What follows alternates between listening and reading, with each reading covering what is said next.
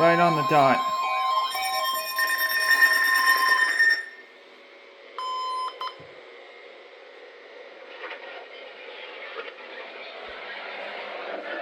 This is NOAA on the radio.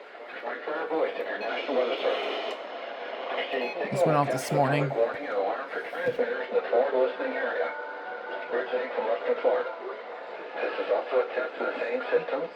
A Pacific Area Message Encoder. It's like WDLVs aren't going to go off on it today. Only the county or counties affected by a particular warning. These tests are conducted each Wednesday between 11 a.m. and noon, and again between 6 p.m. and 8 p.m. among severe weather threats. This concludes the weekly test. We now return to regular programming.